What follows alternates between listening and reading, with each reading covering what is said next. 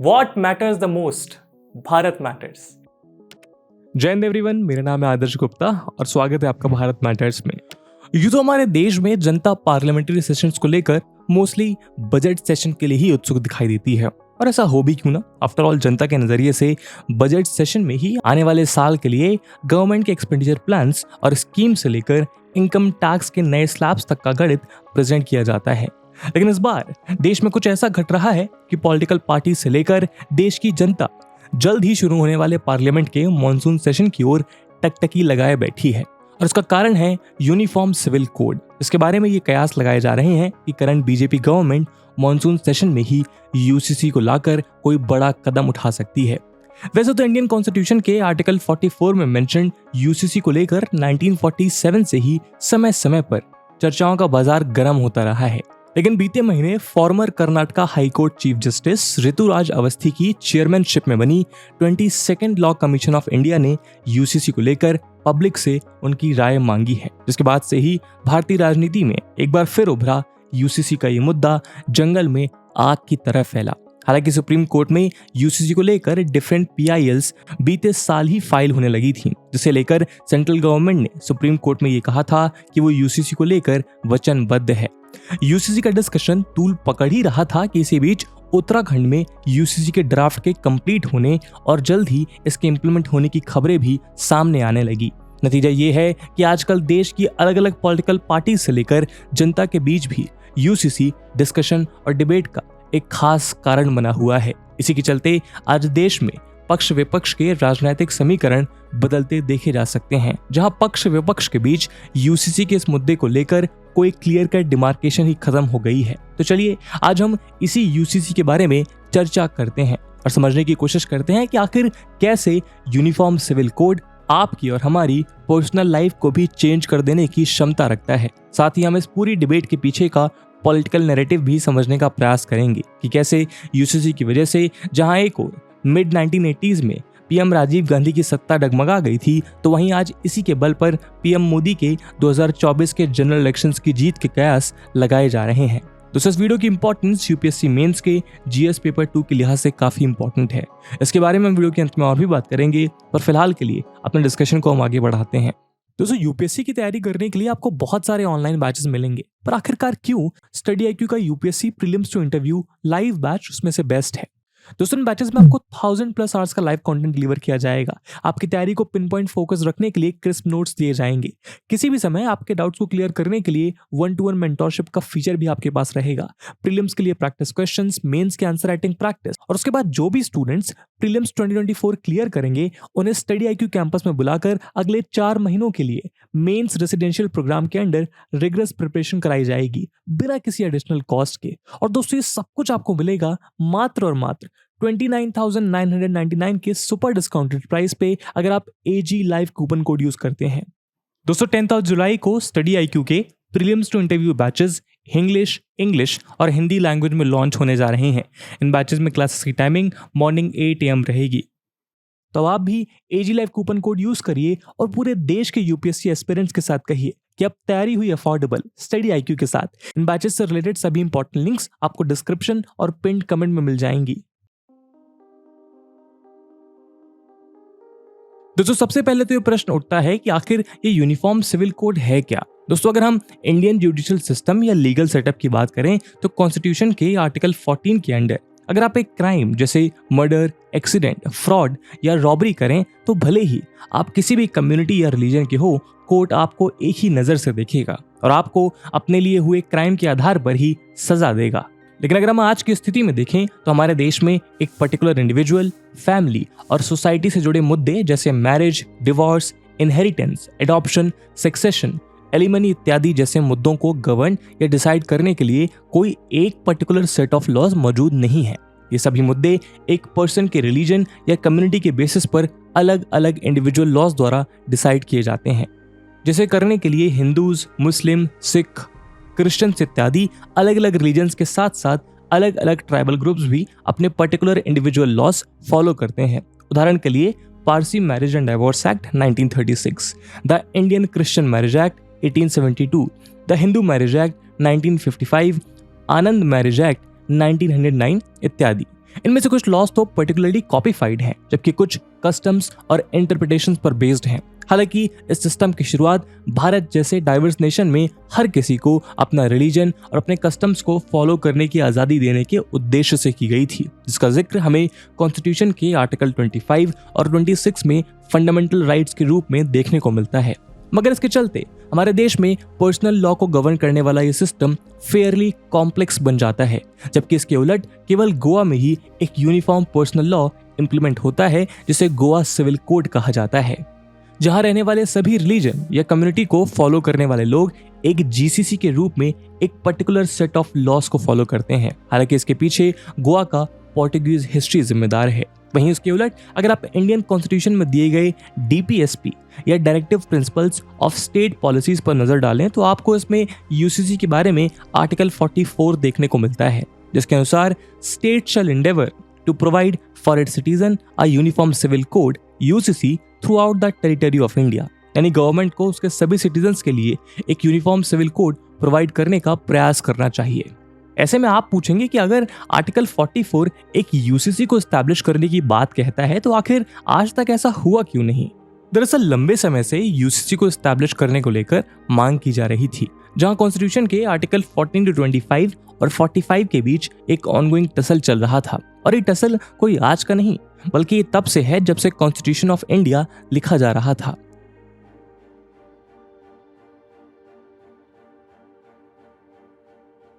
असल में बाबा साहब अम्बेडकर यूसीसी को कॉन्स्टिट्यूशन के थ्रू ही इंप्लीमेंट करने के पक्ष में थे। उनका ये तर्क था कि भारत जैसे डाइवर्स नेशन में एक यूनिफॉर्मिटी और सेकुलरिज्म को डेवलप करने के लिए यूसीसी का इम्प्लीमेंटेशन बेहद जरूरी है।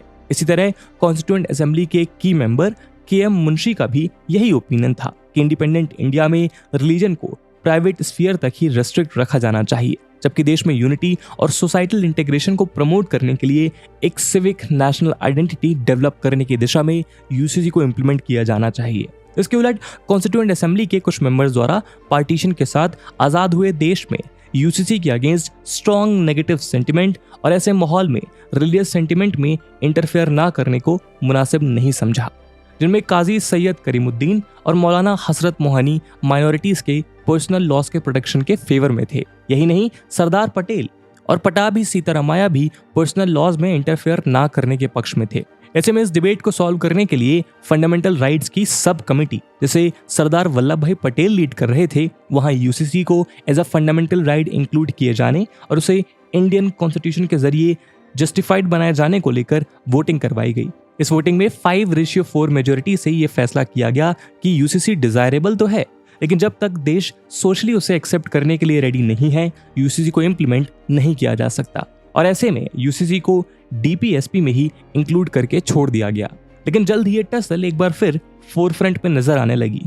दोस्तों 1950s में नेहरू गवर्नमेंट के दौरान बीएन राव कमेटी की रिपोर्ट के आधार पर हिंदू पर्सनल लॉज में मेजर रिफॉर्म्स किए गए, जिसे पॉपुलरली हिंदू कोड बिल्स के नाम से जाना जाता है। हालांकि यहाँ नोट करने वाली बात यह भी है कि हिंदू पर्सनल लॉज में इन रिफॉर्म्स को लेकर चर्चा भारत की कॉन्स्टिट्यूएंट असेंबली में यूसीसी के पैरेलल ही शुरू हो गई थी। इन रिफॉर्म्स में हिंदू पर्सनल लॉज के पॉलीगैमी से लेकर सक्सेशन, इनहेरिटेंस और वुमेन राइट्स तक के मुद्दों से जुड़े लॉज में भारी फेरबदल किए गए। हालांकि एक जस्ट सोसाइटी बनने के लिए हिंदू पर्सनल लॉज में किए गए ये रिफॉर्म्स जरूरी थे, लेकिन इसे नेहरू गवर्नमेंट की डिस्क्रिमिनेटरी और एंटी हिंदू पॉलिटिक्स के नजरिए से भी देखा गया था, जो यूसीसी के रूप में सबके लिए समान कानून लाने के बजाय केवल हिंदूज के पर्सनल लॉज से छेड़छाड़ कर रही थी। नेहरू गवर्नमेंट के इस स्टेप का हिंदू महासभा लीडर एनसी चटर्जी और एसपी मुखर्जी के साथ साथ हिंदू रिलीजियस लीडर जैसे स्वामी करपात्री जी और सोसाइटी के एक बड़े सेक्शन ने पुरजोर विरोध किया। यहाँ तक कि भारत के पहले राष्ट्रपति डॉक्टर राजेंद्र प्रसाद भी हिंदू कोड बिल्स को लेकर पीएम नेहरू के अगेंस्ट खड़े दिखाई देते थे। मगर सबके बीच भी हिंदू कोड बिल पास कर दिए गए और धीरे धीरे इनके रेलेवेंस और सोसाइटी के रिफॉर्म में इनके सिग्निफिकेंस को समझते हुए इनके अगेंस्ट फैला विरोध भी सबसाइड होता गया। लेकिन एक बार फिर से इस मामले ने तूल तब पकड़ा जब 1980s का famous Shah Bano case limelight में आया। असल में इस केस की कहानी 1932 में शुरू होती है, जब शाह बानो का कम उम्र में इंदौर के एक वकील मोहम्मद अहमद खान से निकाह हुआ। कुछ साल तक सब कुछ ठीक चलता रहा और दोनों के 5 बच्चे भी हो गए। लेकिन निकाह के करीब 14 साल बाद अहमद खान ने दूसरा निकाह कर लिया। तब समझौते के तहत शाहबानो भी उसके साथ रहने लगी, लेकिन 1978 में अहमद खान ने शाहबानो को ट्रिपल तलाक देकर घर से बेदखल कर दिया। तब खान ने शाहबानो से वादा किया कि वो गुजारा भत्ते के तौर पर हर महीने उसे 200 रुपए देगा, लेकिन कुछ ही महीनों के बाद वो इससे मुकर गया। गुजारा भत्ता नहीं मिलने के बाद 62 साल की शाहबानो ने कोर्ट का दरवाजा खटखटाने का फैसला किया। इंदौर की एक अदालत में मामला पहुंचा और शाहबानो ने गुजारा भत्ता के लिए 500 रुपए महीने की मांग की। पेशे से वकील अहमद खान ने कोर्ट में मुस्लिम पर्सनल लॉ का हवाला दिया और कहा कि वो गुजारा भत्ता देने के लिए बाध्य नहीं है।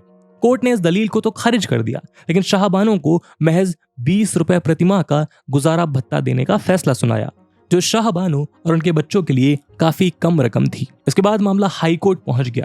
शाहबानो ने इस फैसले को हाई कोर्ट में चुनौती दे दी। कुछ महीनों तक चली सुनवाई के बाद हाई कोर्ट ने भी 1980 में अपना फैसला सुनाया और गुजारा भत्ते की रकम को 20 रुपए से बढ़ाकर 179 रुपीस प्रति माह कर दिया। इस फैसले से शाहबानो का पति अहमद खान खुश नहीं था, इसलिए उसने सुप्रीम कोर्ट में याचिका दायर की। सुप्रीम कोर्ट में 1981 में ये मामला 2 जजों की बेंच के सामने रखा गया, लेकिन मामले की पेचीदगी को देखते हुए मामला 5 जजों की संविधान पीठ को सौंपा गया। सुप्रीम कोर्ट में मामला करीब 4 साल तक चलता रहा। शाहबानो के पति ने यहाँ भी तर्क दिया कि मुस्लिम पर्सनल लॉ के तहत उसने दूसरी शादी की है और पहली पत्नी को गुजारा भत्ता देना उसके लिए अनिवार्य नहीं है। 1985 में सुप्रीम कोर्ट ने मध्य प्रदेश हाई कोर्ट के आदेश को सही करार देते हुए शाहबानो के पक्ष में फैसला सुनाया। इस दौरान सुप्रीम कोर्ट ने अहम टिप्पणी करते हुए यूनिफॉर्म सिविल कोड की जरूरत का जिक्र किया। सुप्रीम कोर्ट ने कहा कि देश में समान नागरिक संहिता की जरूरत महसूस होती है, इस पर सरकार को विचार करना चाहिए। सुप्रीम कोर्ट ने कहा कि सीआरपीसी की धारा 125 हर धर्म और जाति के लोगों पर लागू होती है, जिसमें मुस्लिम भी शामिल है। यहाँ से मुस्लिम पर्सनल लॉ को लेकर बहस तेज हो गई और मुस्लिम पर्सनल लॉ बोर्ड भी मामले में कूद पड़ा। असल में सुप्रीम कोर्ट के इस फैसले के बाद ही देश भर में मुस्लिम की ओर से उग्र प्रदर्शन देखने को मिलने लगे, जहां मुस्लिम पर्सनल लॉ बोर्ड के साथ साथ बहुत से दूसरे मुस्लिम संगठनों ने सुप्रीम कोर्ट के स्टैंड को उनके रिलीजियस राइट्स और प्रैक्टिसेस में इंटरफेयर के साथ साथ मुस्लिम पर्सनल लॉ का इंक्रोचमेंट भी बताया। 1984 में ही राजीव गांधी ने एक बड़े बहुमत के साथ अपनी सरकार बनाई थी, मगर मुस्लिम कम्युनिटी की ओर से बढ़ रहे ऑपोजिशन को देखते हुए उन्होंने अपने पॉलिटिकल एडवाइजर्स की सलाह पर एक बड़ा और विवादास्पद फैसला लेने का निर्णय लिया, जिसके बाद राजीव गांधी गवर्नमेंट की ओर से सालों की कानूनी लड़ाई के बाद सुप्रीम कोर्ट से शाहबानो को मिली राहत को साइडलाइन करने की तैयारी कर ली गई और इस केस में सुप्रीम कोर्ट के डिसीजन को नलिफाई करने के लिए the Muslim women protection of rights on divorce act 1986 लेकर आया गया, जिससे शाहबानो केस का जजमेंट पलटते हुए एक बार फिर मुस्लिम्स मैरिज में शरीयत कानून को लागू कर दिया गया। राजीव गांधी के इस फैसले को लेकर खूब विवाद हुआ और इसे खुद के पैरों पर कुल्हाड़ी मारने जैसा बताया गया। जहां एक और गवर्नमेंट के इस कदम को all India democratic women's association ने एंटी विमेन ठहरा दिया, तो वहीं दूसरी ओर इस एक डिसीजन ने एक बार फिर यूसीसी का मामला गरमा दिया, क्योंकि एक बार फिर कांग्रेस गवर्नमेंट के इस फैसले को 1950s में लाए गए हिंदू कोड बिल के कॉन्ट्रास्ट में देखा जाने लगा। खासतौर पर भारतीय जनता पार्टी की ओर से सरकार के इस फैसले की खूब आलोचना हुई, जहां उन्होंने इसे डिस्क्रिमिनेटरी नेचर और रिलीजियस अपीजमेंट की पॉलिटिक्स बताया। यही नहीं, इसे सुप्रीम कोर्ट की गरिमा के खिलाफ भी बताया गया। यहाँ तक कि केरला के करंट गवर्नर आरिफ मोहम्मद खान ने तो मिनिस्टर ऑफ स्टेट के पद और कांग्रेस से ही इस्तीफा दे दिया। हालांकि यहाँ गौर करने वाली बात यह भी है कि ईयर 1967 के लोकसभा चुनाव में बीजेपी के प्रेडिसेसर भारतीय जनसंघ ने अपने चुनावी घोषणा पत्र में पहली बार यूनिफॉर्म सिविल कोड लागू करने का वादा किया, जबकि 1980 में जब बीजेपी की सरकार बनी तो उसने भी यूसीसी को अपना प्रमुख एजेंडा बताया। कई बार बीजेपी की सरकारें बनी, लेकिन इसे लागू नहीं किया जा सका। वहीं दूसरी ओर शाहबानो केस के अलावा 1995 के फेमस सरला मुदगल केस और 2019 के famous Paulo Coutinho versus Maria Luiza case में भी Supreme Court uniform civil code के कॉन्टेक्स्ट में रूल्स बनाए जाने को लेकर अपने डायरेक्शंस देती रही। हालांकि अगर हम हाल की स्थिति देखें तो यूसीसी को लेकर रिटायर्ड जस्टिस बीएस चौहान की चेयरमैनशिप में बने 21st लॉ कमीशन पहले ही ये बात कह चुका है कि अभी यूसीसी को लाने या इम्प्लीमेंट किए जाने की कोई जरूरत नहीं है। उससे बेहतर है कि अलग अलग रीजन्स के पर्सनल लॉज में रिक्विजिट रिफॉर्म्स लाए जाएं ताकि इनके बीच एक कॉम्पैटिबिलिटी या ओवरलैप क्रिएट किया जा सके। साथ ही इनमें मौजूद डिस्क्रिमिनेटरी फीचर्स को रिफॉर्म किया जा सके, जिसका एक उदाहरण हम हाल ही में कोडिफाई किए गए ट्रिपल तलाक एक्ट और 1950s में इंप्लीमेंट किए गए हिंदू कोड बिल में देख चुके हैं। 21st लॉ कमीशन के इसी स्टेटमेंट को आधार बनाकर कांग्रेस लेड अपोजिशन पार्टीज सत्ता में बैठी बीजेपी को घेर रही हैं, जहां उनका कहना है कि 2024 के जनरल इलेक्शन को देखते हुए बीजेपी गवर्नमेंट जरूरी मुद्दों और अपनी पुअर परफॉर्मेंस को छिपाने के लिए यूसीसी के रूप में एक चुनावी शगुफा यानी पॉलिटिकल गिमिक यूज कर रही हैं। जबकि इसके उलट पॉलिटिकल एक्सपर्ट्स यूसीसी को बीजेपी की नजर से एक मास्टर स्ट्रोक बता रहे हैं, जहां उनका मानना है कि एमपी, छत्तीसगढ़ और राजस्थान के साथ साथ अपकमिंग जनरल इलेक्शंस को देखते हुए ये मुद्दा बीजेपी में एक नए प्राण फूंक सकता है। तो क्या वाकई यूसीसी केवल एक पॉलिटिकल गिमिक है या इसका कोई प्रैक्टिकल सिग्निफिकेंस भी है? आइए जानते हैं। तो अक्टूबर 2022 में सुप्रीम कोर्ट में फाइल अपने रिस्पांस में सेंट्रल गवर्नमेंट ने यूसीसी को देश की अखंडता के लिए जरूरी बताया। गवर्नमेंट का तर्क है कि अलग अलग पर्सनल लॉज होने से देश और समाज में एक डिवीजन बना रहता है। साथ ही इन डिफरेंट पर्सनल लॉज की वजह से जेंडर और रिलीजन के बेसिस पर होने वाले डिस्क्रिमिनेशन को रोकने की दिशा में सरकार कोई ठोस कदम उठा पाने में भी असक्षम साबित होती है। ऐसे में इंडियन कॉन्स्टिट्यूशन के आर्टिकल 44 का हवाला देते हुए गवर्नमेंट ने यूसीसी को देश के लिए जरूरी बताया, जिससे इंडियन कॉन्स्टिट्यूशन के प्रीएम्बल में दिए हुए सेकुलर डेमोक्रेटिक रिपब्लिक के ऑब्जेक्टिव को लेटर और स्पिरिट में इंप्लीमेंट किया जा सके, जिससे देश की अलग अलग कम्युनिटीज और रिलीजन्स को marriage, succession, divorce, alimony, inheritance, right to property, maintenance और अडॉप्शन जैसे इश्यूज पर एक कॉमन प्लेटफॉर्म पर लाया जा सके। इससे न केवल रिलीजियस प्रैक्टिसेस या एज ओल्ड कस्टम्स का हवाला देकर हो रहे डिस्क्रिमिनेशन को रोका जा सकेगा, बल्कि पूरे देश के लिए वन नेशन वन लॉ के ऑब्जेक्टिव को इंश्योर किया जा सकेगा। गवर्नमेंट के अनुसार यूसीसी का मकसद कल्चरल और रिलीजियस प्रैक्टिसेस में इंटरफेयर करना नहीं, बल्कि सिटीजन से जुड़े मुद्दों को गवर्न करने वाले लॉज में यूनिफॉर्मिटी लाना है। ऐसा करने से अक्रॉस सोसाइटी एक लीगल यूनिफॉर्मिटी इंश्योर की जा सकेगी, ना कि कल्चरल या रिलीजियस कन्फर्मिटी।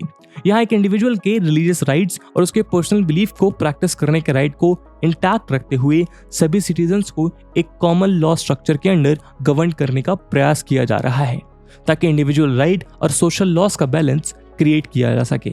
ऐसे में यूसीसी को एक तरह से कॉम्प्रिहेंसिव सोशल रिफॉर्म की तरह देखा जा सकता है, जिससे इंडिया जैसे डाइवर्स नेशन के मल्टी कल्चरल फैब्रिक को इंटैक्ट रखते हुए शेयर्ड सेंस ऑफ सिटीजनशिप और नेशनल आइडेंटिटी को प्रमोट किया जा सकेगा। वहीं दूसरी ओर अगर हम इंडिविजुअल पर्सनल लॉस के कुछ डिस्क्रिमिनेटरी इश्यूज पर नजर डालें तो हम पाएंगे कि जहां एक ओर हिंदू पर्सनल लॉस के अकॉर्डिंग हिंदू अनडिवाइडेड फैमिलीज को अनफेयर इनकम टैक्स बेनिफिट मिलते हैं, वहीं दूसरे किसी रिलीजन को ऐसा कोई टैक्स बेनिफिट ऑफर नहीं किया जाता। इसी तरह अगर हम मुस्लिम पर्सनल लॉस पर नजर डालें तो जहां एक ओर Muslim man maximum 4 wifes simultaneously रख सकते हैं, तो वहीं दूसरी ओर हिंदू मैन बिना एक लिविंग वाइफ से लीगल डिवोर्स लिए दूसरी शादी नहीं कर सकते। वहीं ट्राइबल कस्टम्स में भी पॉलीगैमी और इनहेरिटेंस को लेकर अपने अलग डिस्क्रिमिनेटरी लॉज मौजूद हैं। ये सभी laws gender equality, social justice और नॉन डिस्क्रिमिनेशन के पैरामीटर्स पर खरे नहीं उतरते। ऐसे में यदि यूसीसी लागू हो जाता है तो ये मॉडर्नाइज्ड वर्ल्ड में यूथ के एस्पिरेशंस को मीट करने के साथ साथ एक जस्ट और इक्वल सोसाइटी डेवलप करने में भी मदद करेगा। साथ ही पर्सनल लॉस की कॉम्प्लेक्सिटीज को दूर करके ये पर्सनल लॉज में भी लीगल सिस्टम को स्ट्रीमलाइन करने में मदद करेगा। लेकिन दोस्तों ये सब कुछ इतना आसान नहीं है। अभी भी यूसीसी को लेकर कुछ मेजर कंसर्न्स बाकी हैं, जिन्हें सुलझाए बिना इसे लेकर एक कॉमन कंसेंसस डेवलप कर पाना मुश्किल होगा। दोस्तों जब से यूसीसी को लेकर सुगबुगाहट शुरू हुई है तभी से सोसाइटी के अलग अलग सेक्शंस की ओर से मिलीजुली प्रतिक्रियाएं सामने आ रही हैं, जिसमें एक आवाज भारत के डिफरेंट ट्राइबल ग्रुप्स की भी है। असल में अगर आप भारत के ट्राइबल पॉपुलेशन के प्रोपोर्शन को देखें तो आप पाएंगे कि 2011 के सेंसस के अकॉर्डिंग देश में 8.6% ट्राइबल पॉपुलेशन है, जिसमें नॉर्थ ईस्ट इंडिया के अरुणाचल प्रदेश, मिजोरम, मेघालय और नागालैंड की 2/3 से ज्यादा पॉपुलेशन ट्राइबल है, जबकि एमपी, छत्तीसगढ़ और झारखंड जैसे राज्यों में भी पॉपुलेशन का एक बड़ा हिस्सा अलग अलग ट्राइबल ग्रुप्स को बिलोंग करता है। अब इन सभी ट्राइबल ग्रुप्स के अलग अलग कस्टमरी लॉज हैं, जो कि marriage, remarriage, polygamy, alimony, inheritance और सक्सेशन इत्यादि को गवर्न करने का काम करता है।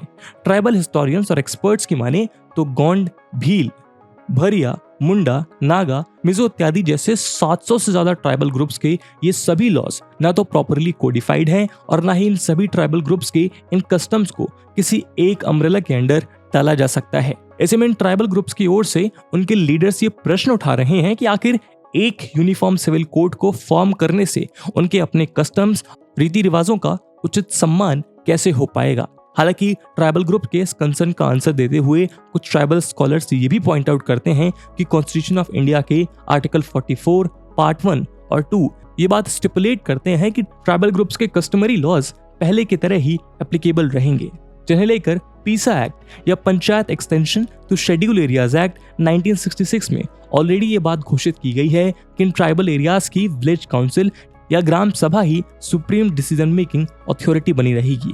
लेकिन फिर भी ट्राइबल ग्रुप के कंसर्न्स को समझते हुए ये मांग उठाई जाने लगी है कि यूसीसी पर कोई भी कदम उठाने से पहले ट्राइबल लीडर्स और स्कॉलर से इस बारे में विचार विमर्श किया जाना चाहिए।